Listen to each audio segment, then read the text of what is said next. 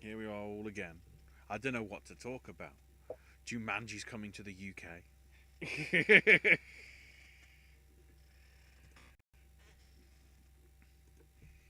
Wrestling is massive. Uh, Gaming is everything.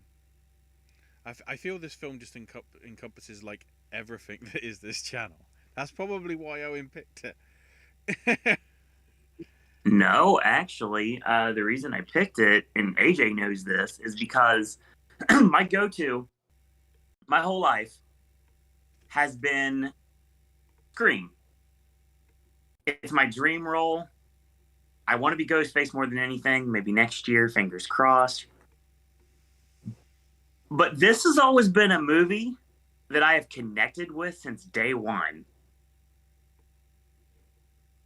And having watched it again a couple hours ago for the first time in years, number one, it still holds up. And number two, that score will be stuck in my head until the end of time. Yeah, I was. All I've been doing for the last 2 months is playing piano and hitting a sour note. Needless to say, I'm very used to dooming score. Yeah, I've been telling everybody this whole time. Yeah, you'll find it on Tubi. It should be hanging out on Tubi. And then you informed me. Oh no, I just watched it on YouTube. Yup. Mm-hmm. I had no idea it was there. Now, mind you, for one particular reason, I'm glad I chose Tubi. But yeah, it would have been convenient to have it without the ads too. Well, here's the fun thing. I don't do the streaming thing. I don't have access to streaming services. I don't have someone else's password to access streaming services. I know that's a thing that people do as well. I don't like watching movies at home. So the only way I really have access to these movies for Movie Club is just like YouTube, and in the case of some movies, archive.org. Google is your friend, 100%. Mm-hmm. It's never had a physical. Well, it might have had a physical release, like from back in the day, but it's never come out digitally over here. Yeah, the DVD definitely exists because I remember seeing it because I remember it has Trickster on the front of it. I'm almost positive it's on Blu-ray over here too. That makes sense. I'm guessing the distribution company didn't have a budget to release it internationally, and of course, because this is the mid '90s, it wasn't like something that got picked up. Yeah, on the yeah. or whatever. I think it was Mill Creek that put the Blu-ray out, and they're not my preferred choice. But yeah, we'll get into they brought some stuff back to life, which is good. So they should be coming in for that anyway. But we'll get a lot more into that because cold open. Welcome everybody. Yeah, I was 8 years old when I learned that there are different Blu-ray distributors. Then they're so different you can have preferences for one. Yeah. Well, you see, I don't think you're going to get a Criterion Collection Brainscan. I'm just saying. I wouldn't mind seeing Arrow get a hold of it. I think that would be appropriate. So yeah, welcome everybody to episode 15 of the Popcast Movie Club as we cover 1994's Brainscan with John. Oh man, Connor they should do a steelbook of it where the cover looks like when he gets this mail from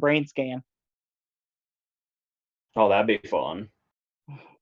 Like my words. Like my Apocalypse Now DVD that's in the dossier folder. Yeah. Yeah. The almost famous untitled DVD that I still to this day wish I had again. Yeah, and it's like I've never owned a physical copy of it, but please tell me in the physical copies the discs look like the Brainscan disc. I mean, that's a fucking given. I love the fact, I've always loved this fact because I'm a big You Don't Know Jack mark. That's what it felt like. The video itself, like the CD-ROM, reminded me of like a You Don't Know Jack disc. There was a spin-off called Head Rush a while back, like many moons ago, like back in the You Don't Know Jack days, and it looked almost identical to the Brainscan disc. I like the fact that my microphone immediately went, but nobody noticed because we're just discussing about Blu-ray distribution. So yeah, which was working earlier, so proves that moving it from one side of the computer from the other still doesn't work. So yes, episode 15. If it didn't come out, if I didn't say it already, because it didn't come out, covering 94's Brainscan with John Connor and Dracula, in some shape or form. Fair.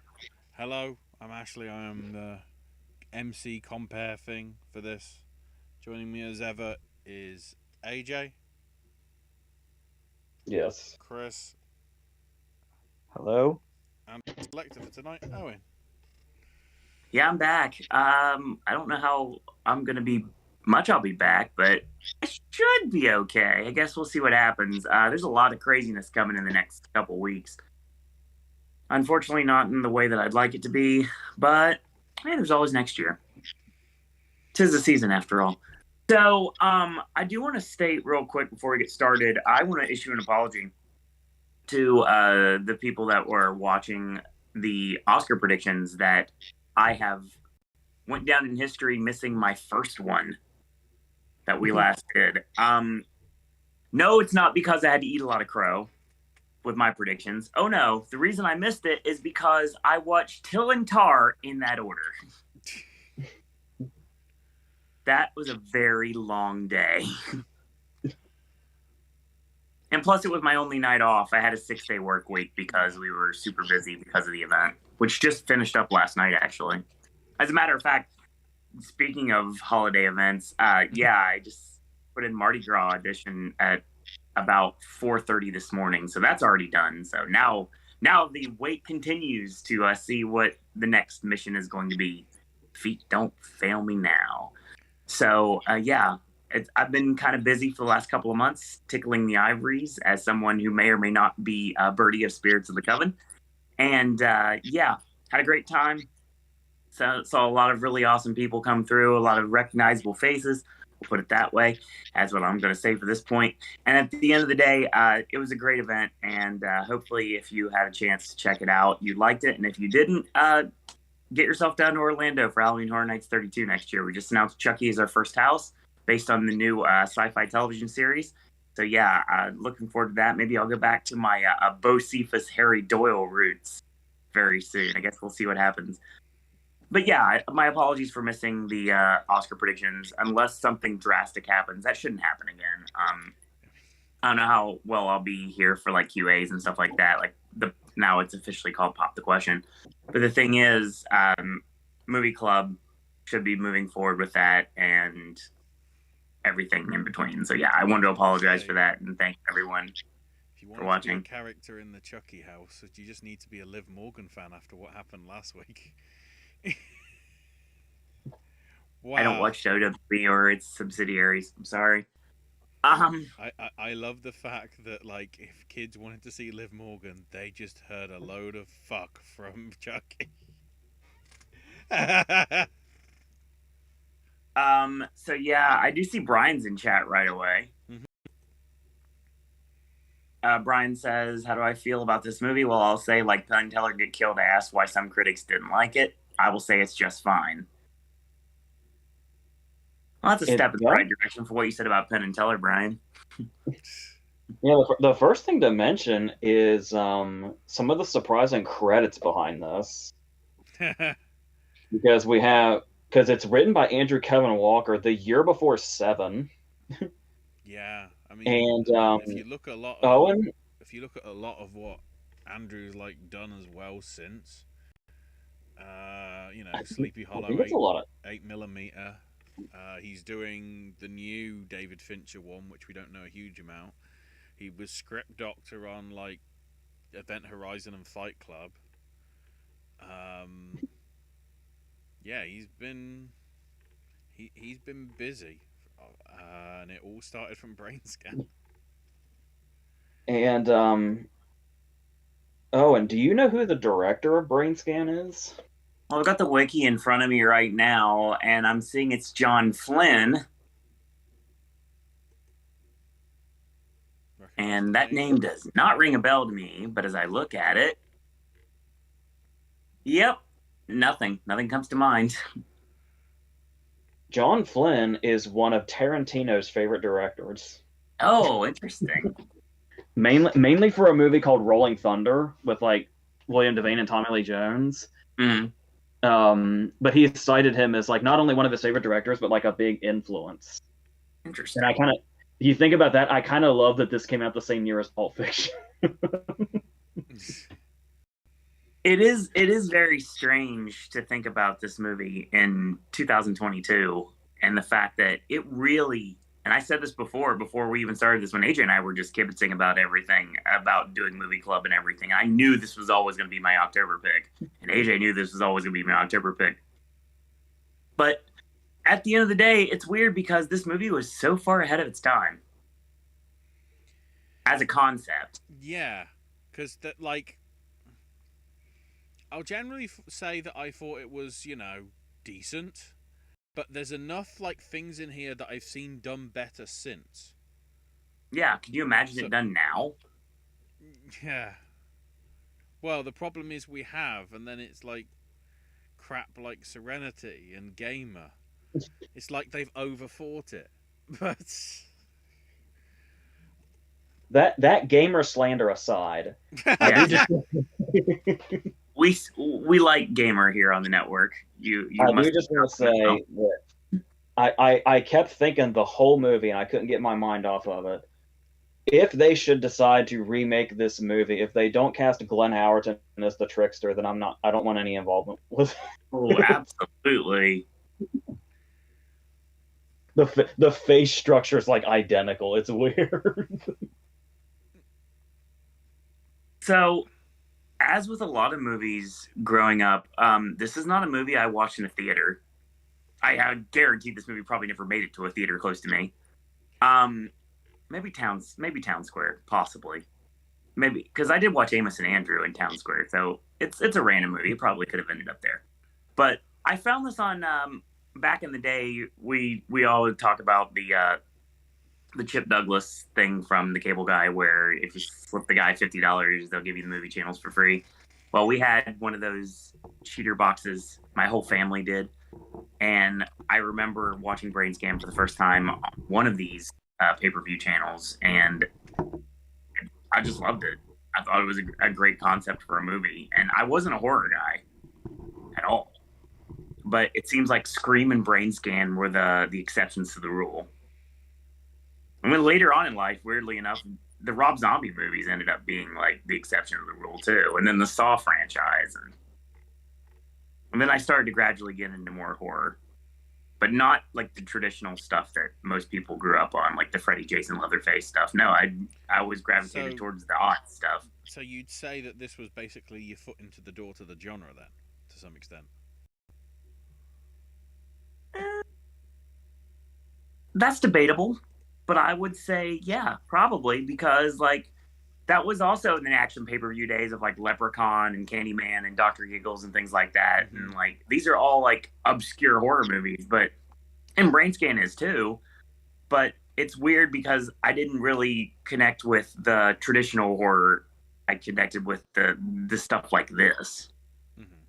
And of course Scream is ahead above everything else, but that's always how it's going to be with me. I feel like if you watch this on a premium movie channel, I feel like it's one that's going to be found on Showtime. Yeah, Cinemax. Oh, Cinemax too. Cinemax at 2 o'clock in the morning. If you back did in right, the early 90s. If you did it right, it could be a Shudder original. Yeah, I could see that. I remember I had never, I don't think I had even heard of it. Usually if I had heard of something but hadn't seen it, it was because I had seen it hanging out at like the video store and I just hadn't picked it up yet. But I don't think I knew of this movie's existence at all until you brought it up a few times, Owen, and then I think it was kind of in that 2009, 2010 area. We watched Your Place, and that was my first time seeing it. Sure. So my question to my brother and Ashley is, I'm assuming this was the first time for both of you, and had you even heard of it before? Actually, while I Yeah. was watching it, I was really worried I was watching the wrong movie because I was like, how did I not know that Eddie Furlong did another movie near Terminator 2, and how would I have never heard of it? And that's sort of like where I came in, because I vaguely remember like that being mentioned somewhere, sort of in the back of my mind, probably from like looking at IMDb when looking at sort of like the Terminator 2 cast and whatever, and like wondering what happened. I vaguely remember seeing Brainscan, but not thinking anything of it because it was just like, not something that I recognized off the top of my head. But at the same time, obviously, because he didn't do a huge amount, I just thought it was sort of a situation as it is sometimes is with the child stars. Sometimes you get lucky and they become good, which I just found out could be my festive pick when we get round to doing the new selections. Because I don't think it's been reviewed on the channel, but I'd have to double check at some point over the next 2-4 weeks, whatever. But yeah, often with the kids, nothing comes from them now, and to be honest, probably for the better, because when you see the downfall of some child stars and what happened, sometimes it's good that they don't do very much at all. But that part of me wondered whether that was like the appeal for this project. Like, was that what stood out on the box art, or was it Frank Langella's name, or was it just because it had a weird picture of the Trickster on it? My guess is the third of those, but Well, I mean, honestly, for me, Frank Langella was always this movie, and he be quilty in many ways possible in Lolita. So yeah, that's how he was always to me. And I assume Eddie was somewhere in between. Yeah. What an interesting career he's had. It's the Alfred Molina thing I bring up all the time on here. It's just like no matter what he does in life, I mean, Alfred Molina will always be the Spaniard in Maverick. Spoiler alert for 2023. Keep that in mind. But do you know what my introduction to Frank Langella was? No, I don't actually. For the longest time, he was just Archer, emissary of the Gorgonites. That's very fair. I didn't even know his face for a long time. I feel like Frank Langella is one of those guys too that has a varied career with a lot of movies that aren't fondly looked upon, but it's not usually his fault. Definitely not his fault. The first. Yeah, it's weird how much he's such an acclaimed and respected actor because of where a lot of his movies lie.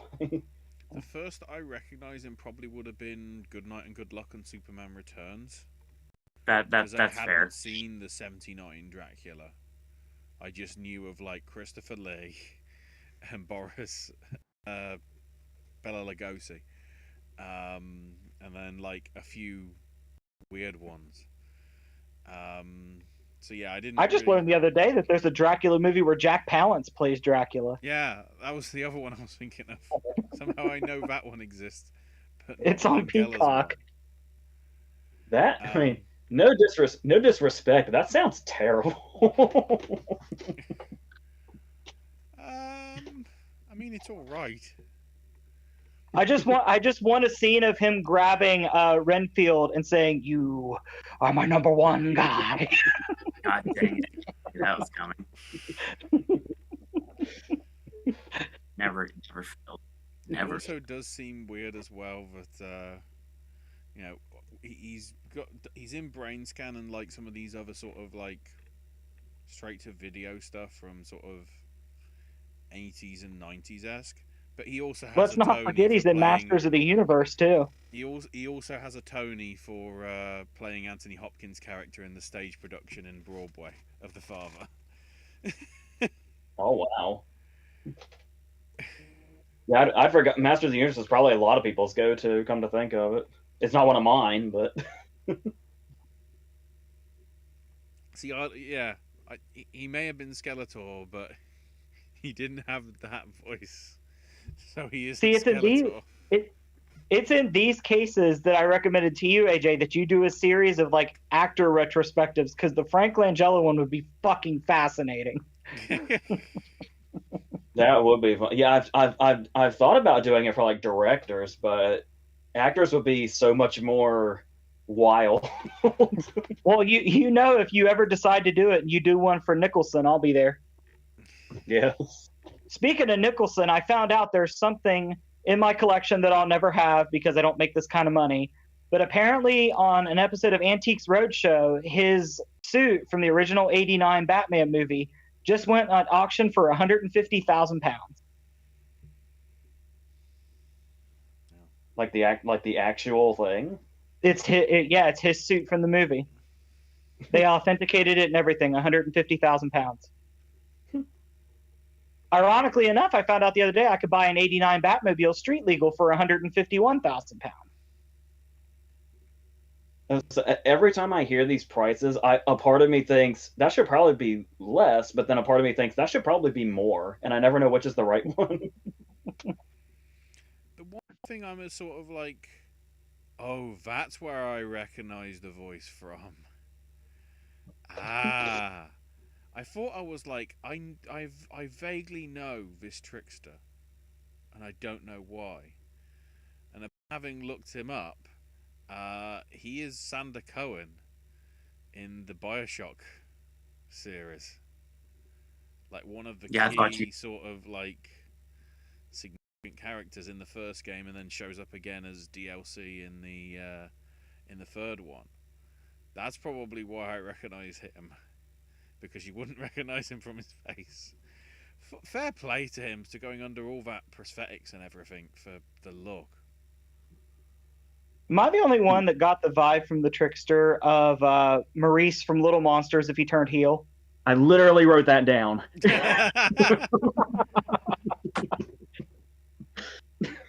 Did you include the heel turn in your notes? I did. It just says trickster equals Maurice is all. Oh. So anybody that ever questioned we were brothers, there you go. Yeah, because I think I had read some. The only thing I really read up on him was that he was like he was known for being a stage actor at the time of this. Correct. Which is, I actually think it's a good call to go with somebody that's not obviously there's already going to be makeup, but just who's in general not recognizable, because it like adds to the otherworldly quality to him that you don't really, that he's not an actor that you recognize. It is. I was just thinking, you were talking about if this movie was made today. I know who I'd want to tackle it if it was made today. Who's that? I'd want to see Guillermo del Toro tackle it. That'd be fun. I mean, I love that. Like, if anybody under the age of like 20 is watching this, they're gonna be like, "You had to do a mail order catalog to get one disc of a multi-part game." I was like, that's where it brought sort of a nostalgia to me. With the Del Toro magazines, like disc 4 of 12. With the Del Toro thing, you've just awoken something in me. Oh. You know what I really love about this movie is the way that I wish they had done this more. Like, I get why they did it the way they did. The way we see when Brainscan takes him over, and like we see it happens 3 different times, and we see it in 3 different ways. There's the first time where we see it from his point of view, like what he's seeing. Then the second time we don't see anything at all when he kills Kyle. And then there's the third time where we see it from the perspective of his video camera, and we see that he gets up and walks away. I like that they did it that way, but I honestly would have loved to have seen. This sounds weird, but I'll explain. I would have loved to have seen more kill scenes. Yeah, and that's the thing. A lot of people saying. The great thing about the kill scene is it feels so Giallo inspired. Like, it feels exactly like an Italian slasher movie. Yeah. In the way it's shot. And I'm assuming that's not an accident, because we lingered on the Suspiria poster for a long time shortly before that. Somebody's Argentoing it up. And now that you bring Del Toro in it, it's like Del Toro doing a Giallo movie. I want nothing more now. That's all I want in my life. Sign me the fuck up. Full stop. And it's like just not like the kills themselves, but like the way like the knife is shot when he's going up the stairs, and the way the actual kill scene is edited. It feels so inspired by that without feeling like it's, because sometimes when directors evoke a certain style and it's obvious what it is, like when De Palma does Hitchcock, it's like you look at it and you're just like, oh, that's clearly De Palma doing Hitchcock, and you don't really think about anything else. But it's like, I love that they were able to take that style, but it still feels like, it doesn't feel like they're aping anything. It just adds to the whole part of the concept that it's a point of view kind of thing, was kind of the perfect route to take inspiration from that. And more of that would have been awesome. I think I had heard at the time with horror fans that was actually a big criticism, was that it didn't go as insane as like the advertising led it to believe. Like they thought it could have gone even further. Yeah, there's not really. It's not the slasher that it was played out to be. Honestly, I mean, like, it could have been, like, if the movie was made now, I have a feeling it'd probably be a lot more, like, violent, brutal, gory, graphic. But the way that it was done this time around, I really feel like they hit the nail on the head with everything. Like how it's surprisingly reined in for what it is. Oh, yeah. At the same time, though, that if you did it today, you could still have that gore, and it would probably only get probably an R.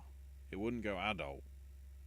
Honestly, I feel like it might be able to get like a really hard PG-13 as long as they trimmed back the language. Yeah.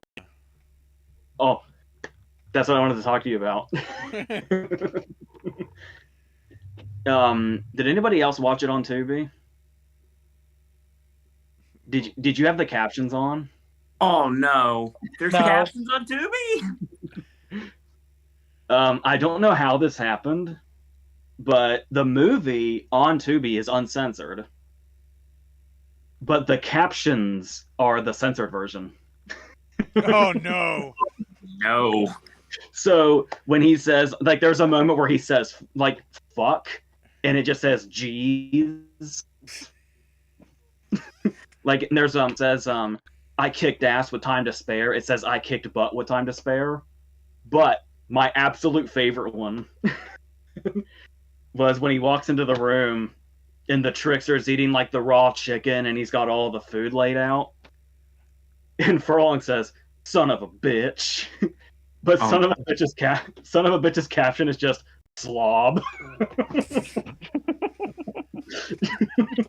Good God. Now I want to see a caption of "stuff you." Yeah. Oh, damn, what was it? There was another one that was as ridiculous as "stuff you," and I can't think of what it was.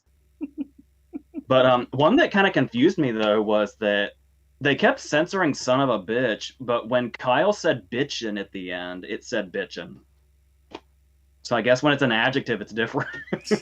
Maybe that's like on TV you could say ass, but you can't say asshole. Yeah. When he called Kyle an asshole, it was "idiot" in the captions. Gee, many Christmas. So that was fun. Just throwing that out there. I guess they're just assuming that any of us that are watching captions, like, I guess they're assuming only the deaf will watch the captions on this. Yeah. So, Yeah, because the first time I noticed was when he said I kicked ass and it said butt, and I was like, oh, that's an odd mistake to make. Okay, but then it became a pattern. So the question is, if you watch Die Hard on Tubi, will you get the Kaye Falcon? And if you watch The Big Lebowski on Tubi, will you get the "is this what happens when you find a stranger in the Alps"? Two of my absolute favorite things. I'm not sure if that's a Tubi think, because I've watched a lot of movies on Tubi, but I've never really, with the captions, but I've never really, I don't know that I've noticed it before this. I don't know if it was just a mistake with Brainscan or if that's just something Tubi does. AJ, you know what's on Tubi right now, don't you? What's The that? first Terrifier. What's that? The first Terrifier. Oh, I was thinking about doing a double feature, but I don't know. We'll see.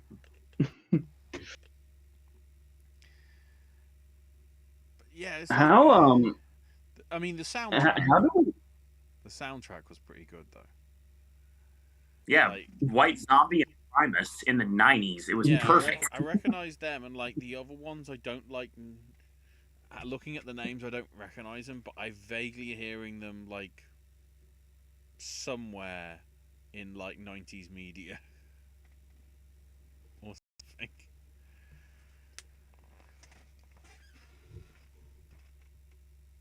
Yeah, interestingly enough, that was another thing also that stood out about the Giallo comparison, because you would think, it's a movie set in the 90s with a very 90s soundtrack. Mm-hmm. But yet when the murder is happening with those guitar riffs happening, that's also a Giallo thing. But like at the same time, it's also perfectly in that 90s window of this. It's a very 90s soundtrack, yet somehow it still fits into that. It's really like, it almost seems like it'd be accidental, but I don't think it is. My next question was, how do it? Kimberly, is that Amy Hargreaves' name? Yes. Yeah, the love interest. How do we feel about their Disturbia relationship? And the fact that at the start of it, it seems like in another movie he would be a villain because they're playing the creepy score while he's watching her, and then it turns out that they're just a match made in creeper heaven because they're both doing the same thing. It's like, is this romantic, or is it weird, or is this 90s teen romance, or what's going on? Because a lot of 90s teen romances did end up being creepy in retrospect. Part of me feels like 10 years later they grew up and they're the ones that are the lead in Crash. Because it just seems like they're that sort of like made for each other because they're weird. I don't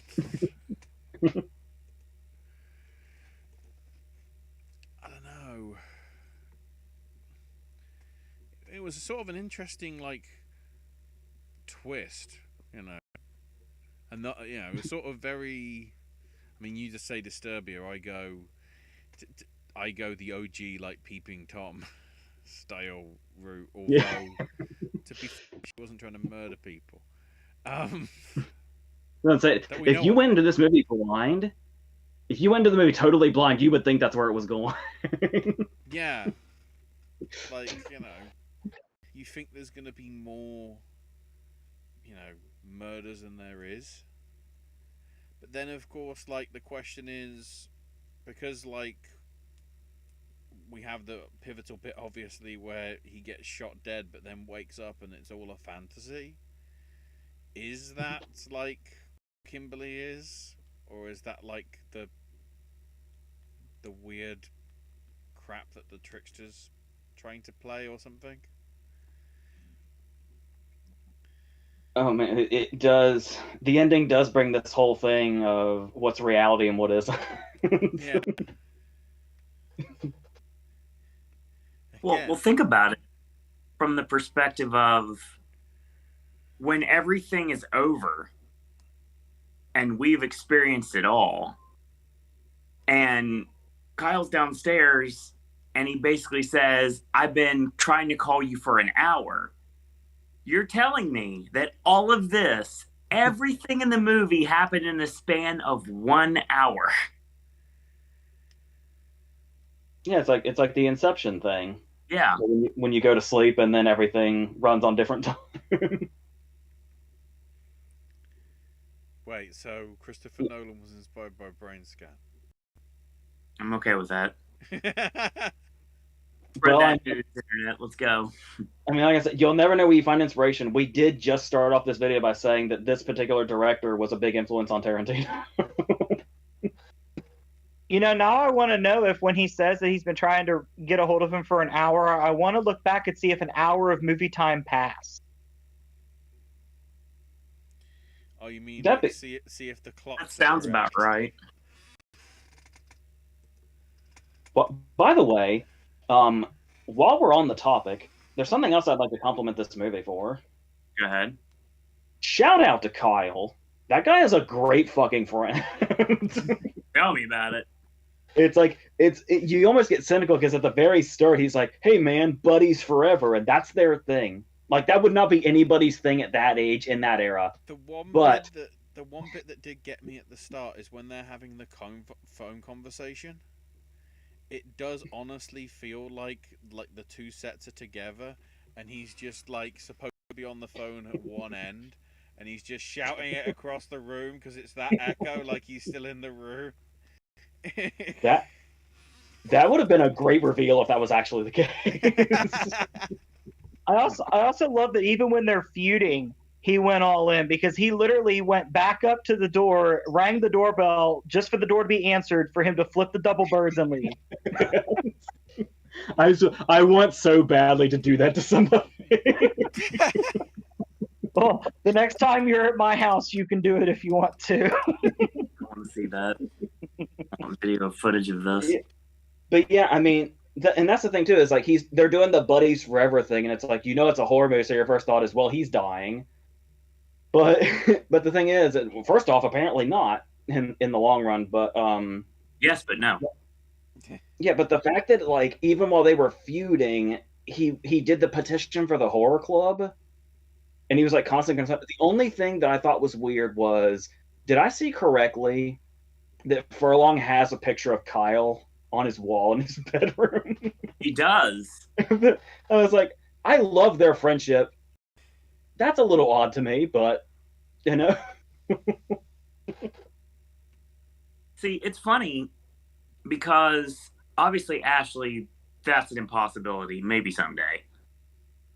As long as I've known AJ and Chris, and it's been most of my adult life, there are not pictures that exist of the two of us together on either side for the most part. There's pictures with people that have been lost to the ether, but there's no picture there is not a picture that exists of me and AJ, just me and AJ. Not even before I left, not before I moved. And I don't know what it says about me or us that I would think it was weird if there was picture. It would look like that. It's hard to find pictures of AJ, period. And all the ones you do, he looks like he's at gunpoint to be in the picture. Yes. I think the only ones you have of me are at your wedding, aren't they? No, there's a couple others floating around. There was that thing where we did the family pictures at the park that fucking day. But there is a picture out there floating of you, me, and Gary Sinise. that's true. So in this day and age, I have less pictures of my best friend and myself than Gary Sinise. What is wrong with this picture? The fact that we caught Gary Sinise at a bad time and his hands were full. That's what's wrong with that picture. When AJ is dragged kicking and screaming to Orlando for my 50th birthday, one way or another, this picture will finally exist before I die. You mentioned that. I love the fact that you tried to shake Gary Sinise's hand while his hands were full because it leaves. Because it's all about those memorable moments. Dude, have you ever seen the meme or like post where people say that like there's this random thought that keeps them up at like 3 a.m.? For me, it's inconveniencing Gary Sinise. But he did like try. That's Well, that's more of a testament to Gary Sinise being awesome than my fuck up. That's the statement of the podcast tonight. We just went down a whole rabbit hole talking about the picture of Kyle on the wall. Now, AJ knows this, and I want to bring it up because Ashley brought up, and AJ both brought up the Kimberly character. And I got this. She was one of my like 90s movie, TV like crushes. If you're about to bring up what I think you're about to bring up, I find it interesting that I had to point this out to you because I kind of found out by accident. And then you were like, holy shit. And it was this revelatory moment for younger you in the future. It's funny you mentioned that because first off, she number one is, well, this I don't know what this says about me, and I don't really care at this point. She's way older than I would usually skew after, honestly. She was born in 1970. Yeah, I actually think I do remember reading that, like, while all these kids in the movie are supposed to be the same age, Furlong is actually 15 and everybody else is in their mid-20s. Right. Yet somehow it's convincing. It is strange because Amy Hargreaves is somebody that I had like a little crush on when I was like watching this movie, and I always liked and she was one of my like characters, like obviously like characters in like PCU and Encino Man, things like that. Like there's a lot of like characters in movies that you just kind of gravitate towards for whatever reason. They remind you of somebody, or they're just cute. And if life was real, then they would be someone you would go after or get turned down by, or both. Thing is, at the end of the day, moving forward into life, like AJ alluded to, Amy Hargreaves is a part of Shame, which I got to see what Michael saw many nights. Well, I was gonna say, staring at the window. I was like, if people watched Brainscan and didn't realize, it's not just that Amy Hargreaves is in Shame. It's a scene they're gonna remember from Shame. Yep, it is a hardcore scene in Shame. Now, I just got distracted by the fact that it didn't even occur to me, talking about the age differences, that I guess Brainscan was the original Licorice Pizza then. Yeah, that sounds right, actually. Well then. Well, it's funny because Eddie Furlong, that's another thing too. I have a friend who I think AJ knows the existence of, that he exists in life, but I know he's never met him because he's from California. And his name is Tristan. And forever and a day, Tristan and Eddie Furlong have sound almost identical. And they have looked identical in the past as well. So it's like interesting because I always remember that. Because don't forget, when we're talking about reminding you of what was the first time you saw someone, I'm not a Terminator guy. I never saw the Terminator movies until we got to 3. I never saw the original. I never saw the absolute like catastrophic mark out that is 2. And I just saw You're about to mention one of 2 movies, and I can't remember which one came first for you. Nah, Furlong for me is always going to be Brainscan. Oh yeah, okay, yeah. I was thinking you were going Detroit Rock City or Pecker, but then I thought, oh yeah, I forgot. Brainscan was your starting point. Brainscan was my starting point, and then Detroit Rock City, and then Pecker. And then you were like, oh, by the way, T2 exists. Yeah, exactly.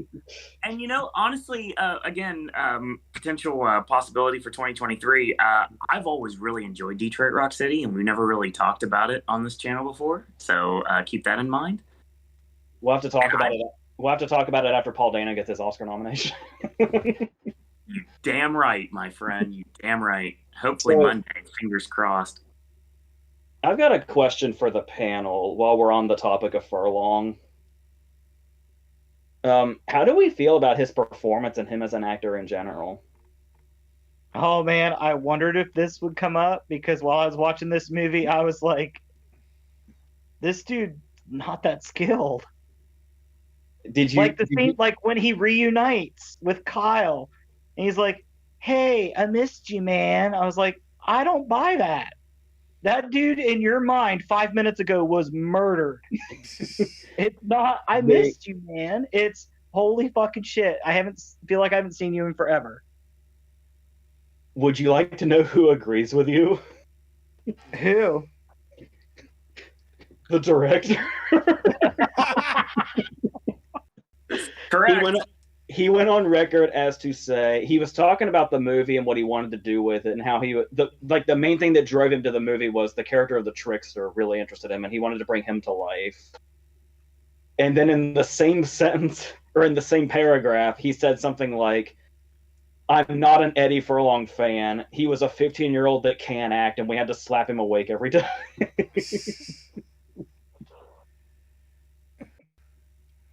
Part of me I is don't- fearing, though, they had to slap him awake because of his drug abuse or whatever.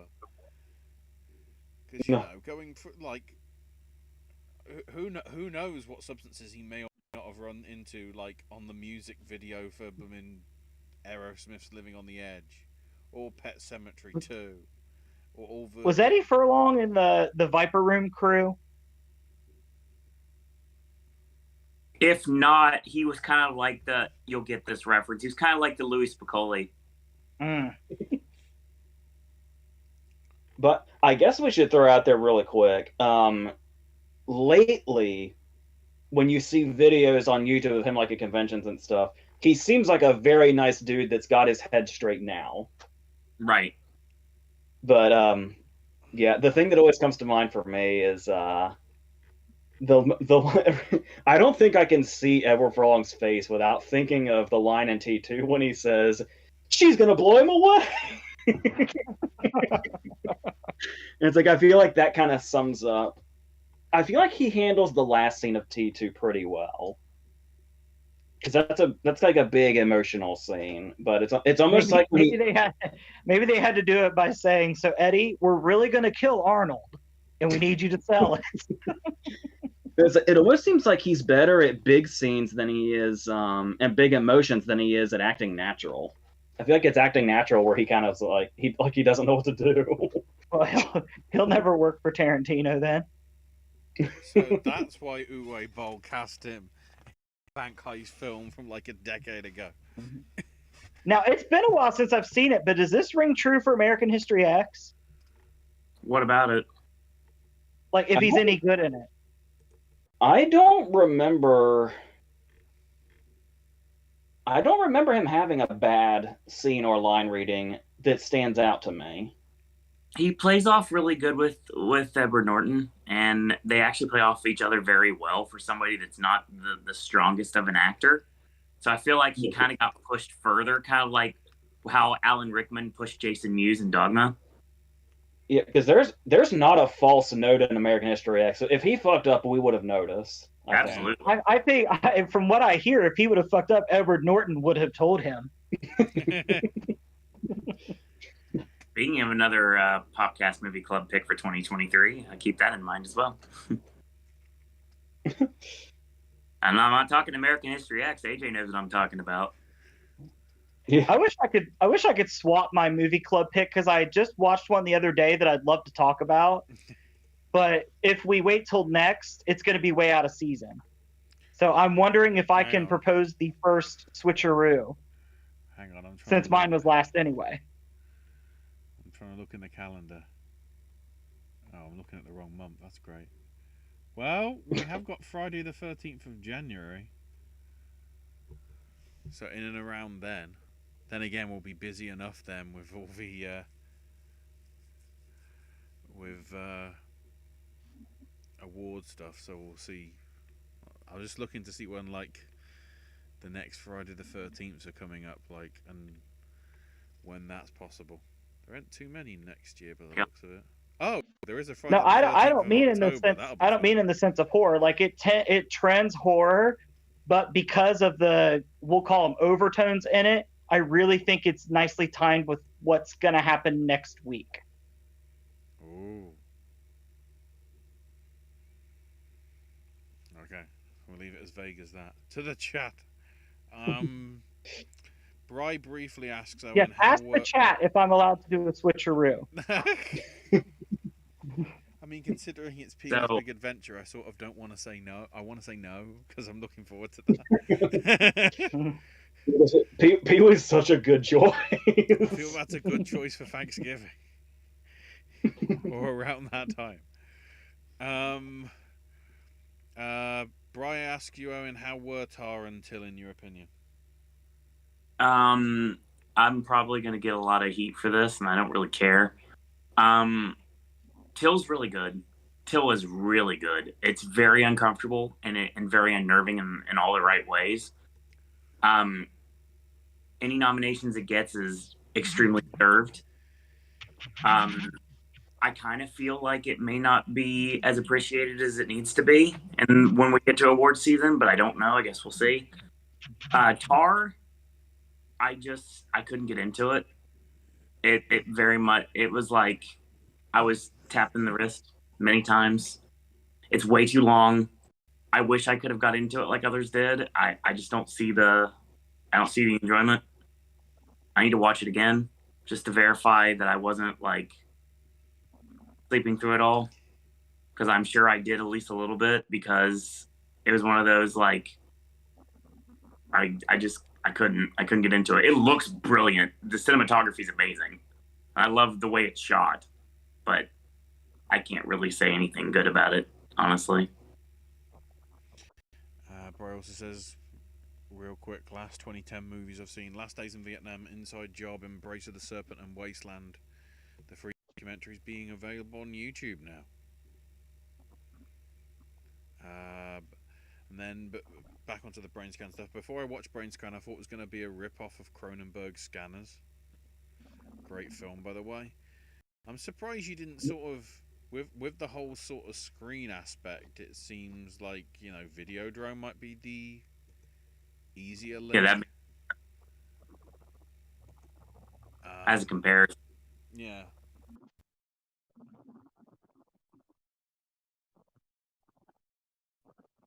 Uh-oh. What happened? Unless Ashley's microphone. Yeah, it's back. Okay, good job. It's back. I noticed the line moving when you said "uh-oh." I was like, well, it can only probably be one thing. Especially because my internet's perfectly good. The star of the movie was 17 when the film came out, and from that year onwards, it was a criminal record. Not wrong. Yeah. Michael's friend Kyle gave me vibes of the Texas Chainsaw Dudes in summer school. Totally agree. Yeah. Maybe that's why I like him so much. I mean, something Josephine did mention it earlier, and we'll get to more of Josephine's comments. Apparently, the actor playing Kyle was 27 at the time of this being made. So it's really sort of like, it does feel now with the director saying we had Edward Furlong in, for it is. It does feel like he's misfit because everybody else is sort of in their mid-20s or whatever. Film marks the debut of Amy Hargreaves, who showed up in Homeland, Blind Spot, 13 Reasons Why. Yep, that's another thing I know her from too. And one episode of Little Bill. Josephine was in a bit late because of hanging laundry. And Bry says, if the makeup category had 5 nominations back in the 90s, I think this would have been a contender for nomination. Totally. Normally the branch doesn't care about how bad the movie is. To be fair, the makeup and the special effects that were done involving Trickster, in the most part, were done very, very well, especially for the 90s. Yeah, it certainly did pull off well. It's sort of the reason why the character connects so much, because he just seems so weird and obtuse from his appearance. While we're on the topic of him, I did want to say something about the ending.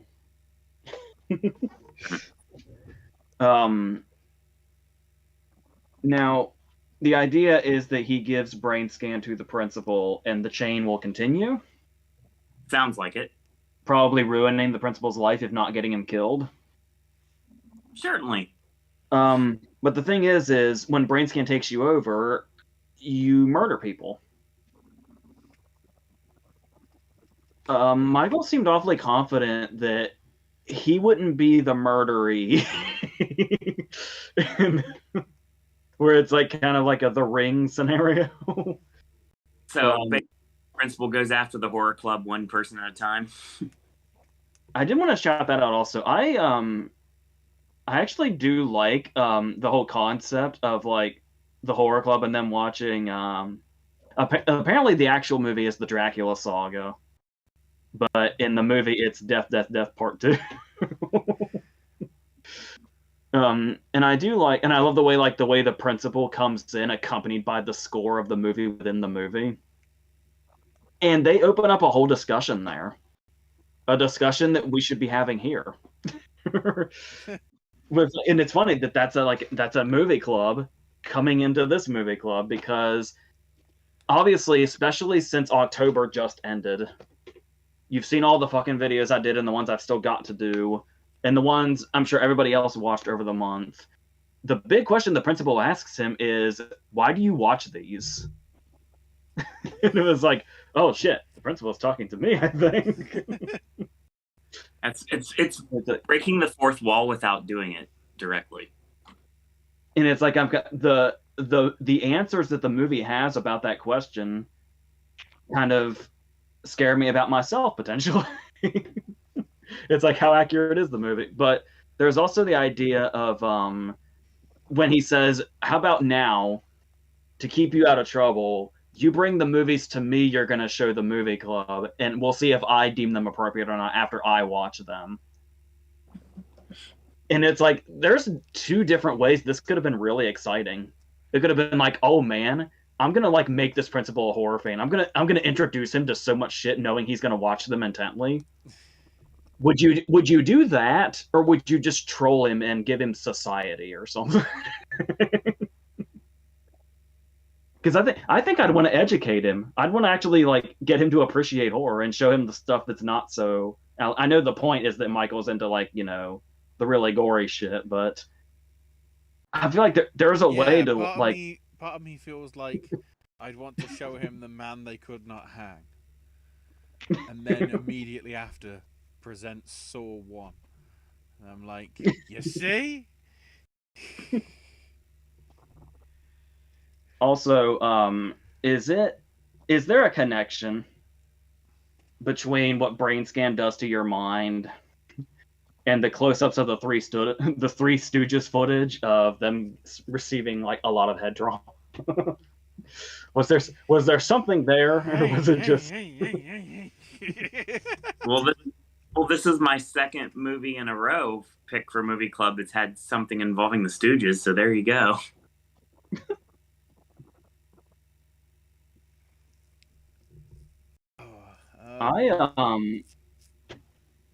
My brother sent me what that second pick is. And I honestly feel like it could go either way, because it is like seasonal in this area, but it's also a movie that gets praised a lot for how relevant it is in general. So it might be appropriate anywhere. Also, depending what happens in British stuff, we might have a British election coming up at some point. So don't worry. There'll always be something. Josephine says it's interesting how this came out the same year as Little Odessa, as both starred Edward. This came out 2 years prior to Scheme, which examined the debate of whether or not movies cause violence, and this sort of does the video game thing. Yeah, because what? Mortal Kombat was 91? Are we talking a game or a movie? I think we're talking the game, because that obviously it just led had to its anniversary. Don't forget that. So would be 92 then, I would think. Yeah, it'd be 92 for sure. That's what I was thinking. Was 92. we just celebrated its anniversary because everybody was marking out about the video game just coming out. So it's like a celebration of Mortal Kombat right now. Oh, I see. Yeah, because I'm trying to remember if they did if they announced Mortal Kombat 12 yet. Yeah, it's the 30th anniversary this year. Yeah. God, stop it, passage of time. Stop it. Tell me about it. But yeah, because I remember all the clips of like Joe Lieberman and whatever with like the plastic gun from like a Odyssey or whatever from the 70s going, look how realistic this is. Kids are using this now, and I'm like, no kids, even then, no kids would have played Odyssey. They might have gone to the arcade and whatever. And that's why the NES Zappers had to become like red and orange, because it was grey, it was too similar to a gun. Yeah. Gun. And of course, you always have the objectors out, God knows how much stuff over here Mary Whitehouse complained about. Oh, all this sex, all this violence, it's a bad influence to the kids. And it's like, but what if they make stuff that creates like billion-dollar franchises? Oh, it's still bad. Nobody wanted to know about DMA design and a little game called Grand Theft Auto. And then when it became Rockstar North, they changed their tune. Oh, it's made in Scotland. We're proud of made in. Dear God. Bryce says you really weren't kidding. This movie covers like everything we talk about on this channel. Yeah, that's what I meant. Yeah. Bryce said it didn't feel like a horror film, more of a thriller. Definitely a thriller. Feature-length screenplay of Andrew Kevin Walker, who went on to do Sleepy Hollow and Seven among others. Josephine watched on the Tubi. Josephine asks, have we seen The Outfit or Rolling Thunder? Which were obviously both John Flynn. I haven't seen Rolling Thunder, but finding out that it was like one of the early film roles for Tommy Lee Jones, I'm intrigued now. Yeah, by all means, I should have by now, with it being such a big inspiration for Tarantino, but I actually haven't. But and the other thing is that small budget becoming big budget, because I think it had a $5 million budget and made like $125 million.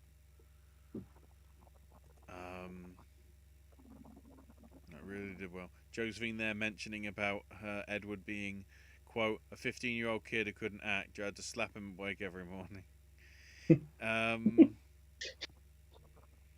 Oh, and the trickster was also the uncredited voice of Igor, the voice of Michael's OS.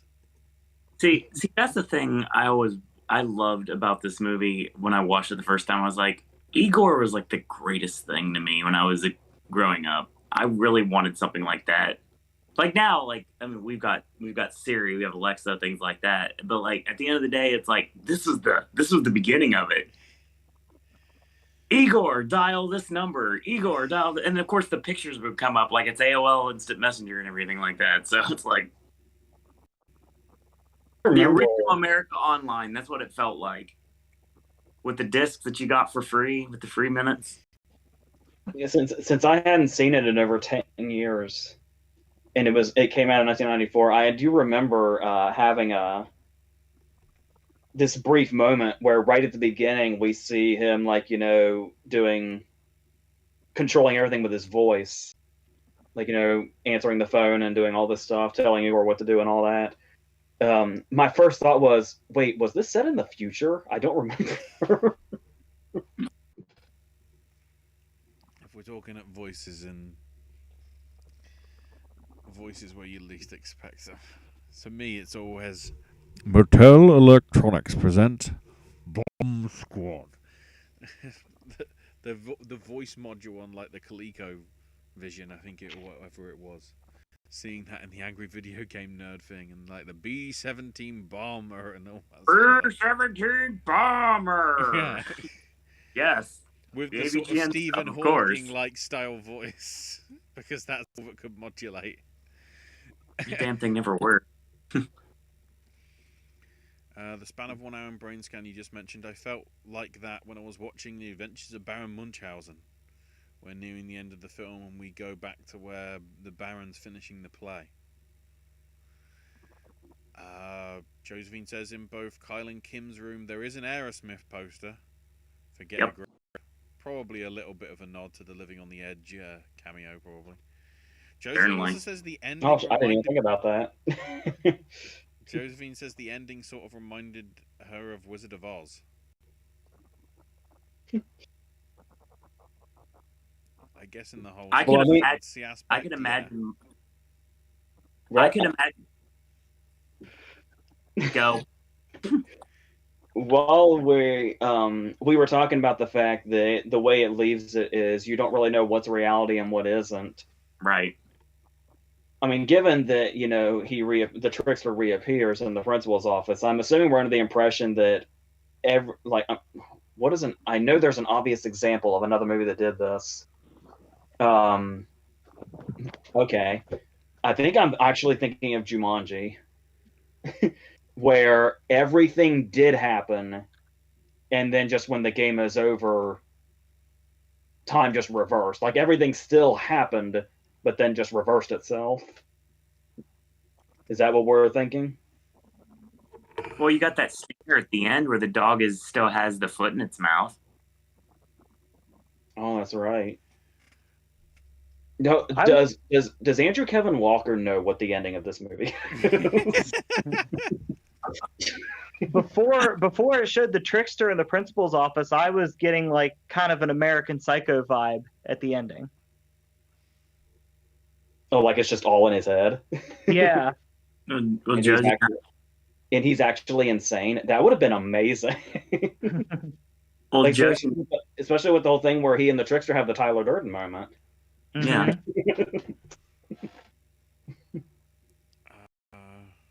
What could have been? So, go ahead. Maybe Eddie Furlong grew up to be Patrick Bateman, and like American Psycho is about like flashbacks to like when he was in the Brainscan game. Except Patrick Bateman doesn't have a lip when he's running down the corridor naked with a chainsaw. I say that, and Brainscan but that rich yuppie could have had enough money to resurgically repair that knee.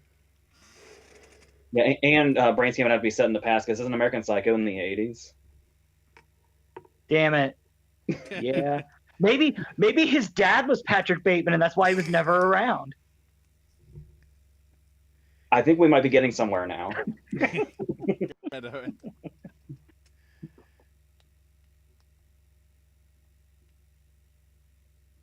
I thought it was interesting that we never saw the dad. Even in like the happy ending, dad was still gone. You almost think it's leading to something, but like, nah, he's just. It's basically. I thought it was leading to like the dad was going to be played by the guy that played the trickster without the makeup. That would have been wild. That kind of takes us back to Jumanji again. Josephine asks who would win in a fight, Trickster or the T-1000?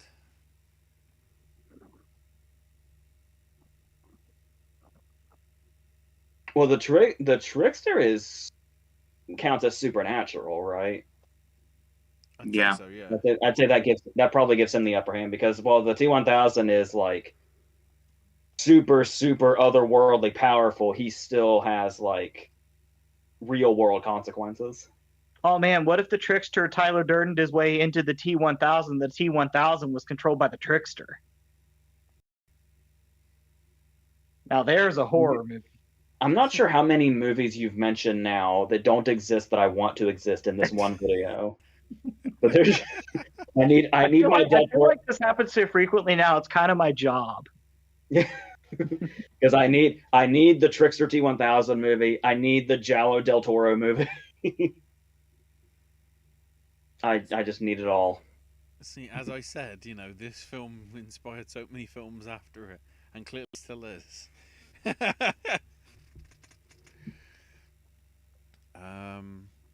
Brian mentions that Amy and Edward are only 7 years apart, so I guess that's sort of semi all right. But then, of course, as you say, it's very licorice pizza in the sense of, yeah, but one of them is underage.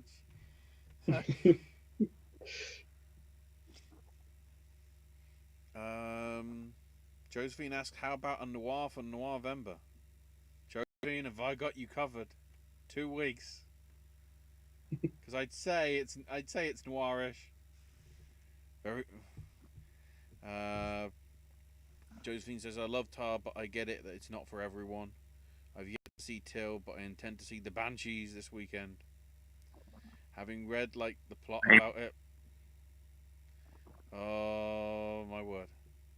I have some thoughts on it. Some first-time watches since last time Whatever Happened to Baby Jane, The Raven, the 35 one, Comedy of Terrors, Single White Female, and 60s Little Shop of Horrors. It's all over the place.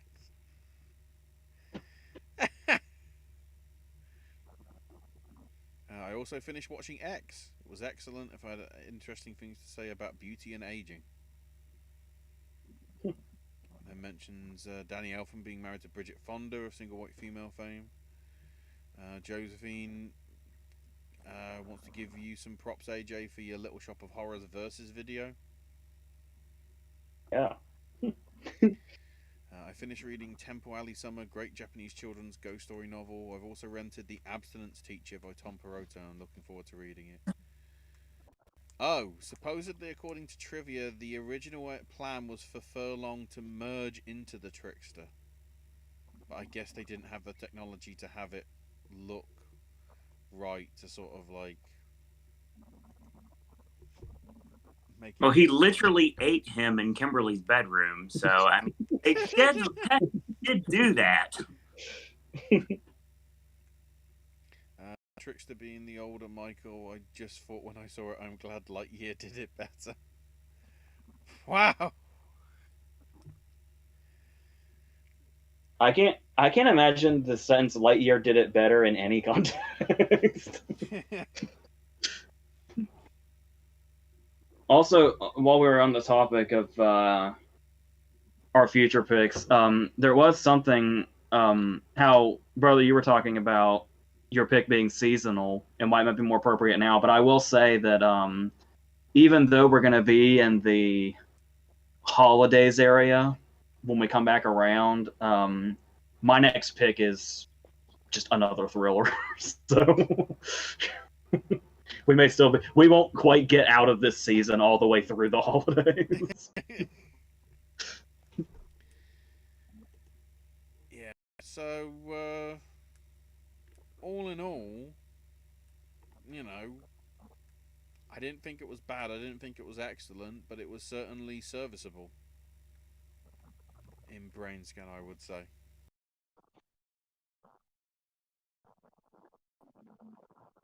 Hey,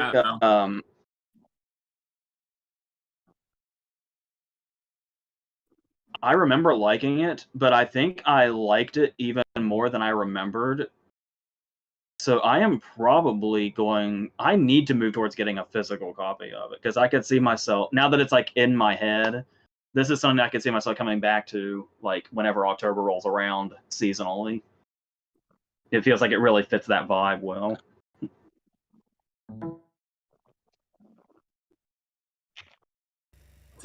Since Ashley is voice Civico for the time being. It went wrong again. So I just went, I'll just keep it at the back if the issue's still going to happen at the front. But yeah, if Arrow could get a hold of it, or Scream Factory could put it out, that would be great and give it some new like artwork and everything.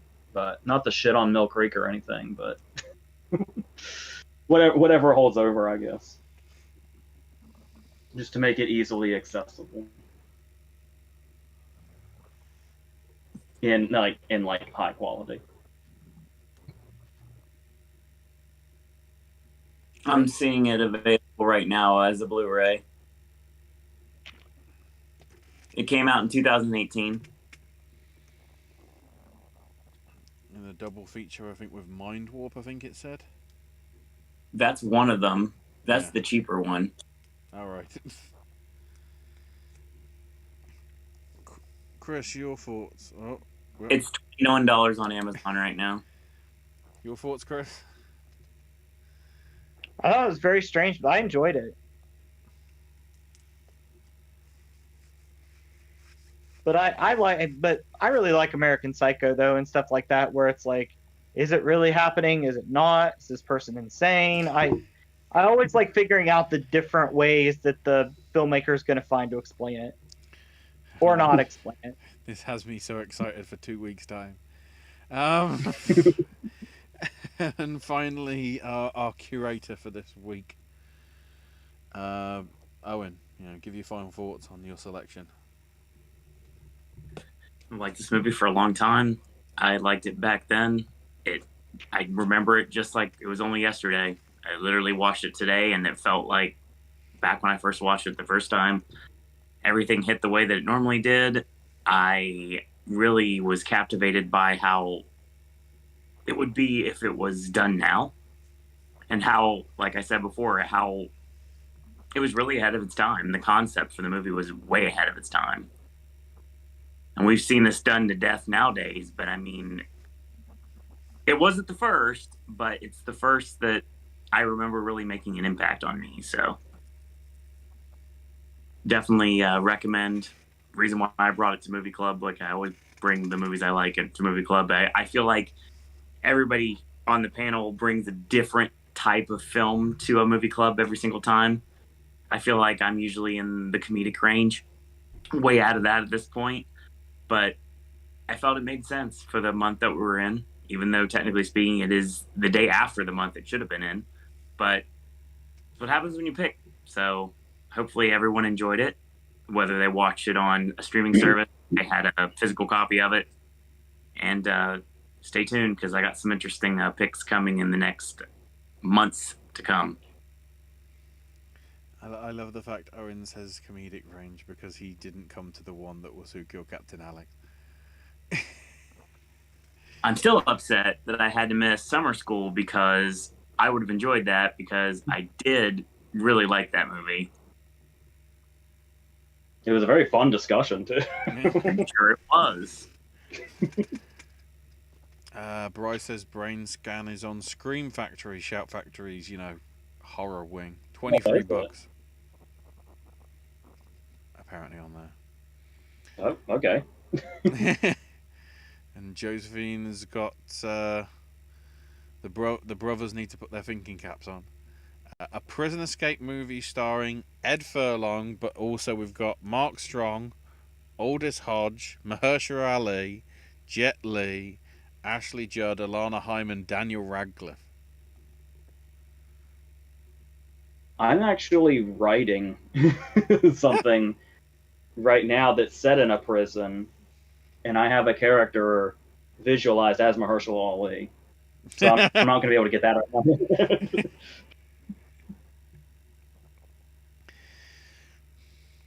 I just like it to sort of be like something not obvious, like Daniel Radcliffe playing like the chief role.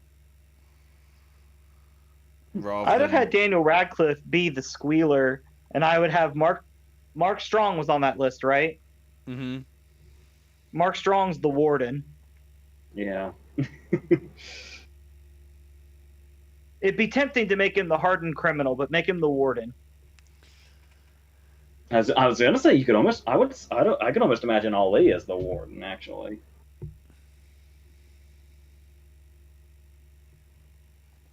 I'd just like to see Daniel Radcliffe in a more Daniel Radcliffe style sort of small role. I think I would have Mahershala Ali play a prisoner that's been there for a while, and he kind of tries to take the young guys under his wing, and the guy he takes under his wing is the one that's trying to be convinced to participate in the prison breakout, and he's trying to talk him out of it. Also, something to ask AJ: was the editing in Amsterdam any good?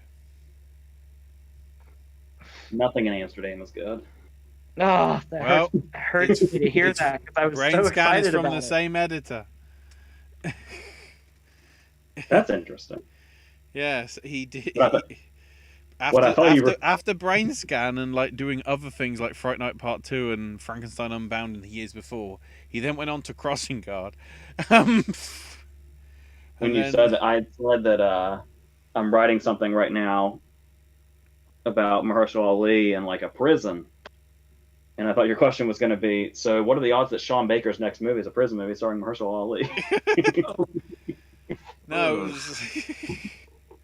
Well, the thing about it too is that what I'm talking about is a mini series, a 12-part mini series that I'm writing, and that's the prison thing is just one episode.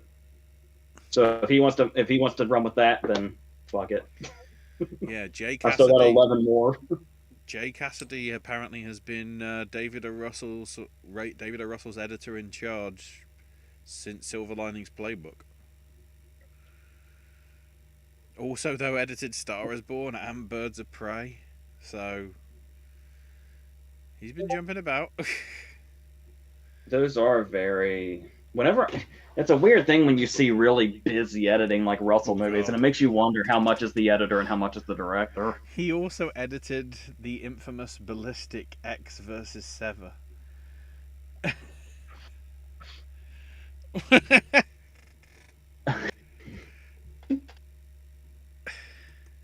Jeez, that guy's been all over the place.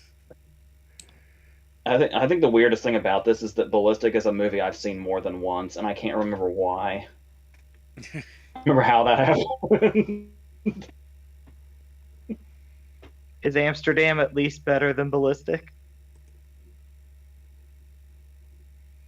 Oh man, you're taking way too long to answer Swift that getting question. run over by a car, so depending how you feel about her music being every single position in the top 10 in the Hot 100.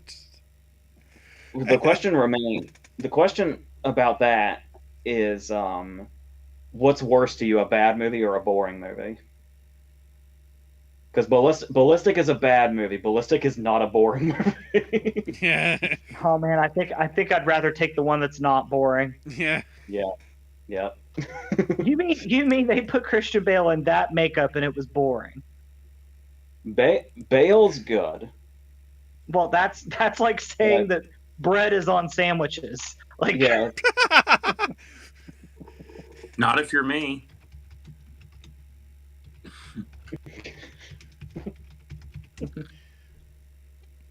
every group's got that one friend that doesn't like Christian Bale. And Owen is ours. What? Well, I think in this case Christian Bale is bread. So you not liking bread is Oh, I misunderstood. Okay. My bad, Owen. That's my fault. Who says I don't like Bale? Come on. That's why I was confused. I'll defend Amsterdam, and I'm the only one here that will.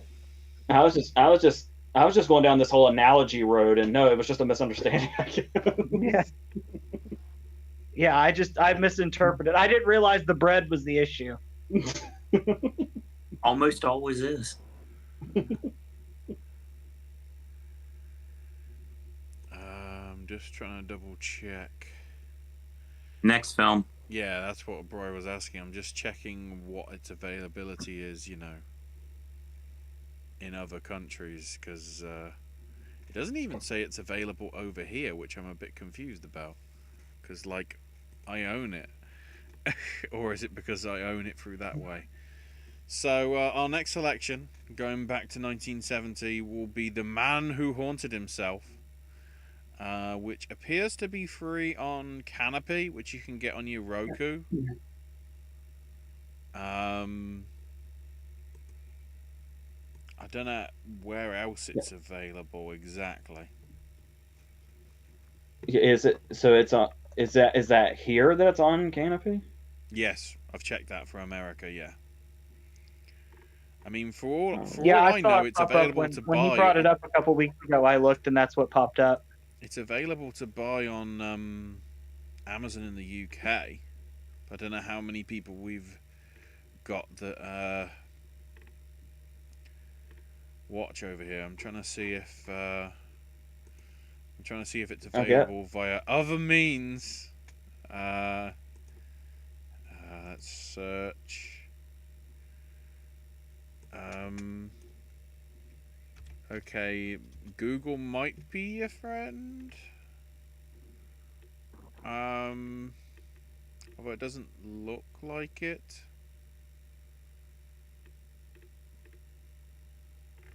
So you might,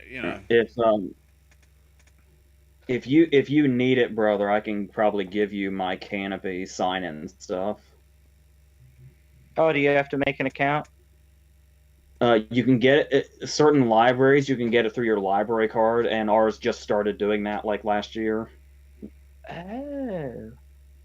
I just re-got my library card. I might see if I can connect it that way. If you can't, I'm sure you can probably just use mine. Okay. I'll probably try it on mine first because I have a feeling that it might come in handy for more than just the man who haunted himself. There's a lot of stuff on Canopy. It's a gold mine. So I'm confused. My tablet just started saying something went wrong. Please try again. I don't know what it was doing because there's no app open that should be. That's confusing as shit. Also, I could be mistaken. Maybe the trickster is infecting your tablet.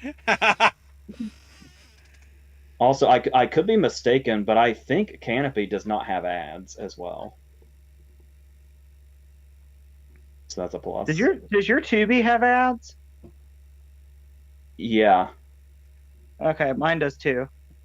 I was gonna say I'm curious what does and doesn't now, because when I was down there a couple of times ago when we watched Good Burger on Pluto, it was supposed to have ads and it didn't. Mm-hmm. Yeah, it says. Yeah, The Man Who Haunted Himself is available to stream now. Watch it on Canopy or the Roku channel on your Roku device. That's the first thing that's listed. So that's maybe the best I can do. Although it is listed on Amazon.com. Is it gonna let me see that you can purchase it there, or rent it at least? Hang on, let's quickly check. Oh, it's on a BFI Player Classic. So if you get it for a 7-day free trial and then cancel it, you're all right. They stuck it behind the paywall on there. So yeah, that is my selection for next time round. Josephine says, speaking of Mind Warp, which was with Brainscan, that was the movie where Bruce Campbell met his wife, who was a costume designer, and that the only good thing about the film is that he met her there. Brian may have found a way. Josephine hasn't. Loves Canopy, apparently. I rewatched In the Bedroom on Pluto today with a friend, and it had adverts. One time I watched Muppets from Space on Tubi with no ads for some reason. Wow. Maybe they can't put adverts on for kids because then it could be like brainwashing. You see, it's all going around to Brainscan again. Smoke. Wow, the legacy of that Family Guy bit. So yeah, that is all for us for this time round. We'll be back in 2 weeks for back to our sort of usual schedule. The 14th will be the pop the question, Q&A style stuff with you guys. And then Tuesday the 15th, we will be driving a car very fast. And once you see the film, you'll understand what I mean. So in terms of other stuff on the network, my snack stashes are gonna be filmed probably in the next day or two, so they can go up for when it needs to go in the schedule. There's still a few Voices of Liberty stuff, right, Owen, to go in the gaps? A few. I don't know. I was looking at the list and I just saw one page. I was just hoping that there was more than that. If you look at what's on private right now, there's that, and then there's a ton more that I still have on my phone. Plus a bunch of sip packs I haven't posted yet either, because I was waiting to get through October before I could start posting things. Mm-hmm. Yeah, most of what's left of October is right here. It's just got to be shot. Oh, you see, you were teased, but he turned them so they went in the bit where the stupid little locking device goes in that nobody ever cared about. Well, Josie just brought it up, so I will say people know this one's coming because All right, yeah, it's going to be there with Tar, but the Todd then triple, there's the other. the Todd triple. And then I'm trying to think. I guess Enola Holmes 2, maybe somewhere in the next coming weeks. That's the big Netflix one this week, I think, isn't it? Probably. My big thing right now is that we're 10 days away from the English, and that's all I'm really thinking about. So. I saw my first teaser trailer for that. I'm hoping it's going to be good. Something that I didn't know about the English is the writer and director. Oh, Hugo Blick. I just learned who Hugo Blick was. Hugo Blick, the writer and director of the English series that's coming up, is young Jack Napier in the '89 Batman. Yeah. That guy is British, and he's a writer-director now. Yeah. I had no idea. a lot. That's the thing. Like, I'm hoping that Americans that see this, or at least AJ, will then go to like Shadowline and the one he did with Maggie Gyllenhaal. I can't remember the name off the top of my head. The Honorable Woman? Yeah. All the other stuff that he's done. Yeah. I forgot. We got so sidetracked. I forgot we're still on the Brainscan video. So. Yeah. This is probably irrelevant to everybody. And Chris, you've got some. Did you get anything good from your toy hunt for the Instagrams? I haven't posted them yet. Toy-Hio, I didn't get too much because it went to the all the money went to the meet and greets. But I did find a little Batman Returns metal penguin. I found a box. Owen might remember this. It's a box of the Batman cereal that came out back in '89. I have a box of that now unopened. Yes. Generic Captain Crunch. Somebody at Toy-Hio asked me to try and eat it. I'm not going to eat 30-year-old cereal. And then I found a cup from Taco Bell that has all the stats of the Batmobile. So then I did a toy hunt in Pittsburgh on Friday. I got a Funko Michael Keaton Batman for 80 years of Batman. I finally found a Batman Forever comic adaptation. So I just have the variant cover to find in that.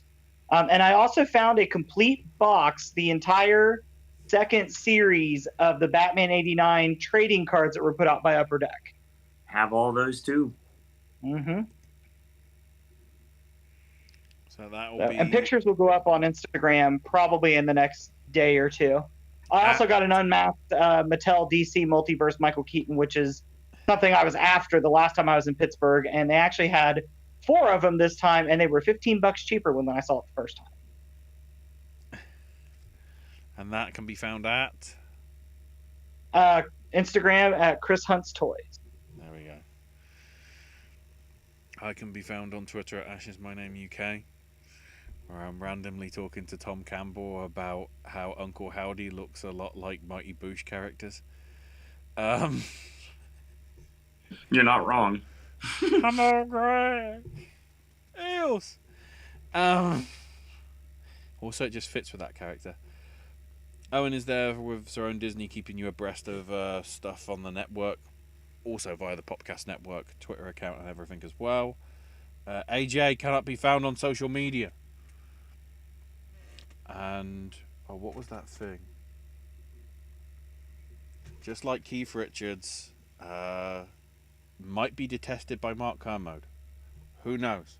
We cannot verify, at least for one person. I would say, like Keith Richards, can be found in our Pirates of the Caribbean video, but like I said, we forgot to even mention him when we did that. Oh, that's bad. Oops. He even gave us 2 chances. Yeah, we spent a lot of time in that area too. You spent a lot of that video very angry. Yeah. So thanks to If you have not watched the Pirates video yet, and like when AJ goes on tirades, you'll enjoy this one. Unless you're a fan of the second and third Pirates movie, then you're probably going to not be very happy. thanks to I did my best to try. Thanks to Josephine and Bri for being in the live chat, and thank you for watching if you're watching on the archive and everything. We do appreciate all the views you can get. Also remember, with all the like rejig, all these things that we do here will be in the live tab. They will be separate from the video, so hopefully it'll be easier to like find us now, because that was just forced on us just promptly. I mean, who knows what will happen to Twitter within the next 2 weeks? It may not exist. Another reason I would like to switch Pee-wee's Big Adventure in 4 weeks. So with that being said, thanks everybody for watching, listening, and all that good stuff. Until tomorrow, boys and girls, that is all we have to say about... God damn it, Craig!